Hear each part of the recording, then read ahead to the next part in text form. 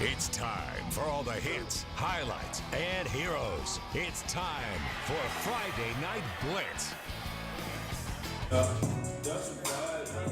Stay together tonight. Remember your why. Y'all gonna show them why the Omen Army is nothing to be messed with. You know what I'm saying?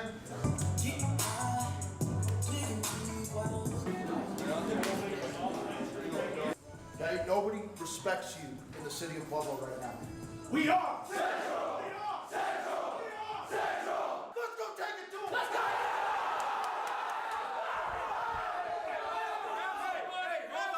Hey, I know you guys don't, some of you guys don't know this, but Coach Bo— Man, that always gets me pumped up as we take you into the locker rooms before tonight's 68th edition of the Bell Game. Welcome to the Friday Night Blitz. I'm your host, Rob Namnoom. The Pueblo Central-Pueblo Centennial rivalry dates all the way back to 1892.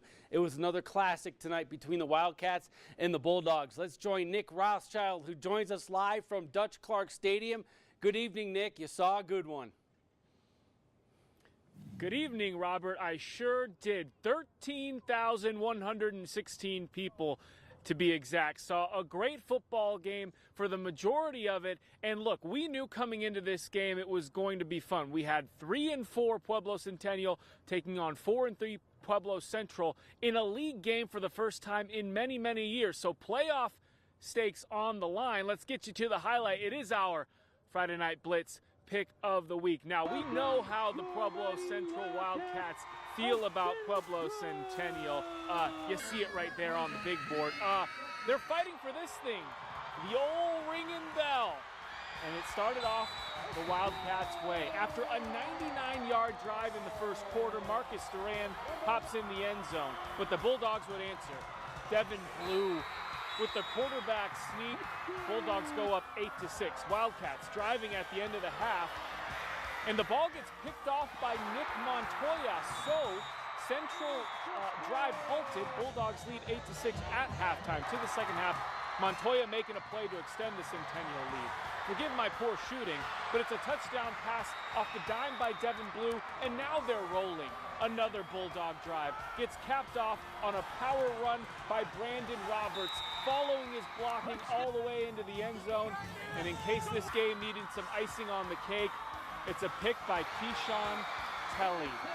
That bell rings red. Final score 24-12. First person to the bell is senior Buddy Nikolai, and he starts off our parade of sound.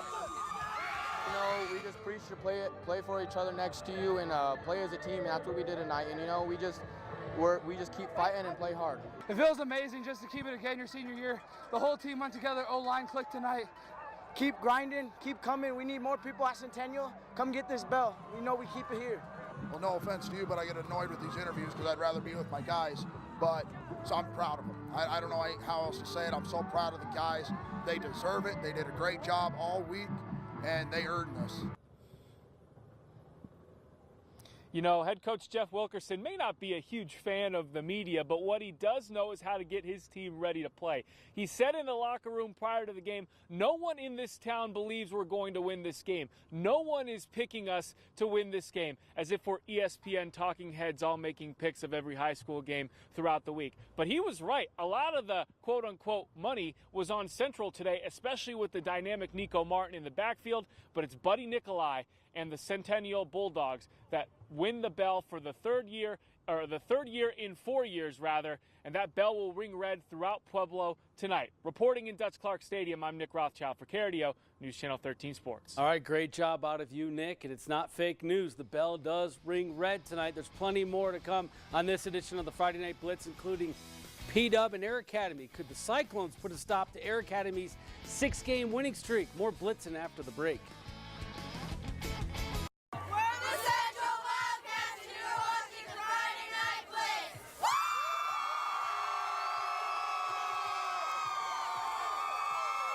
Two of the top teams here in Southern Colorado met up at the Air Force Academy tonight as Pueblo West, winners of 5 of 6, took on Air Academy, who won 6 in a row after losing in week 1. The K-Dome was the place to be tonight for P-Dub and the K-Dets, and P-Dub with the football. Little RPO action here. Chandler Mason keeps it, and Mason gets hit, and that piggy is loose, and the Cadettes pounce on it. So that ends P-Dub's drive. Cyclones next series much better. Dawson Menegatti sheds a tackle, and he is off into the end zone. Boy, P-Dub has so many weapons. Later in the half, Kyle Jamison fields the punt, makes a few miss, and then switches hands and goes down that sideline for another score. P-Dub, they make a statement tonight as they win 42-7. The battle for the District 2 Superintendent Trophy tonight. Bragging rights on the line between Harrison and Sierra. Wild play early. Orlando Westbrook being chased by the Stallions. And this is some good living. Throws it up. Blake Brooks tips it. A fortuitous bounce for Devin Washington. The grab, and he's off into the end zone for a score. And after the Panthers recover their onside kick, Elijah Baker can't be blocked as he sacks Westbrook's.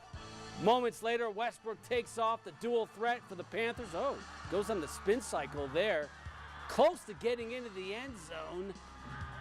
The Panthers win the D2 Superintendent Trophy once again. They are a perfect 8-0 on the season as they win tonight. A good test for Palmer Ridge as they hosted Thomas Jefferson at Don Breeze Stadium. Third quarter, the Bears up 21-0, rolling in this game. And the Spartans try running the football, and ain't happening. So later on, the snap is off target, and the Bears would sack the quarterback. Boy, the Bears defense stifling tonight, suffocating Palmer Ridge. They would win 35-8. The top team in Class 2A, La Junta, at the Classical Academy tonight. Pick it up second quarter. The Titans forced the punt. John Nushi, Mr. Do-It-All for the Tigers. He was the best player on the field this evening. Takes the punt back deep in the enemy territory. Then Nushi calls his own number. The keeper into the end zone. Tigers up 21-0, but the Titans move the football down the field. They mark Zach Gray finishing off the drive. The Tigers remain unbeaten as they win again 49-14. Two 6-1 teams meeting up at Husky Stadium. Centauri and Florence first quarter. The Huskies getting it done on the ground. Owen Busetti, he's had a great year for the Huskies. That's a first down run. And then the Huskies go to the air. Josh Martin to the big fella. Bala Cornell. Florence wins a low-scoring affair tonight by a count of 12-7. We take it at D20 Stadium for Coronado and Rampart. I know I like to see a good run. You? How about Chris Yu from Rampart? A little hurdle here, and that's a good chunk of change. Then Colin Phillips going to cap off the drive, takes the pitch, and the Rams would strike first, looking good on their opening drive. Coronado trying to answer. Gabe Chappell gets rid of the football under pressure to Ladarius Mays, who picks up a first down and more. But Rampart's defense, too much this evening. The Rammies go on to win 42-7. Let's head to Gary Berry Stadium for Sand Creek and Mitchell. The Scorpions looking for their first win of the season. Start of the second half. Mitchell puts a drive together. Thane Dusnak to Samuel Thomas. Good connection there. Then one of the top backs in Southern Colorado. I love the way this young man totes the rock. Jalen Babers bounces outside, and he gets in for 6. Mitchell picks up their second win of the year as they win 40-26. Lamar, they made the long trip to Manitou tonight to take on the Mustangs, and the Deer trying to get into the game at Richardson Field, but they were told to hop the fence and go home. Jaden Omni working out of the Wildcat for the Mustangs, and Omni, oh my, gets outside and cuts it back inside for a score for the Mustangs, but no quit by the Savages tonight. Zane Rankin rolling left, fires to Blake Buxton. Lamar puts up 60 in their victory tonight. All right, it's the time in our show when we find out who had the most school spirit in week 8 of the high school football season. Time to hand out the Friday Night Blitz Spirit Award. Our winners this week, yes, it's plural. Pueblo Central and Pueblo Centennial packing Dutch Clark Stadium for the annual Bell Game. 13,000 plus fans A sea of red, a sea of blue.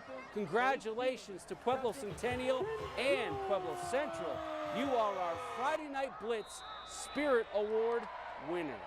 Coming up next on the Blitz, find out our Friday Night Blitz Players of the Week. More blitzing when we return. We're the Centennial Bulldogs, and you're watching Friday Night Blitz. It was another great Friday night filled with outstanding performances. It's time to tell you who our Friday Night Blitz Players of the Week are. My Friday Night Blitz Player of the Week is the entire Rampart defense. They smothered Coronado tonight as they brought multiple blitzes from multiple directions. The Rams only allowing 7 points. Nick's Friday Night Blitz Player of the Week is Buddy Nikolai of Pueblo Centennial. Buddy, a big reason why the bell rings red tonight. He was Mr. Everything in the Bulldogs' bell game victory. Well, that's another edition of the Blitz. We'll see you next week for Friday Night Blitz beginning at 10:20. Thanks for watching. The bell rings red.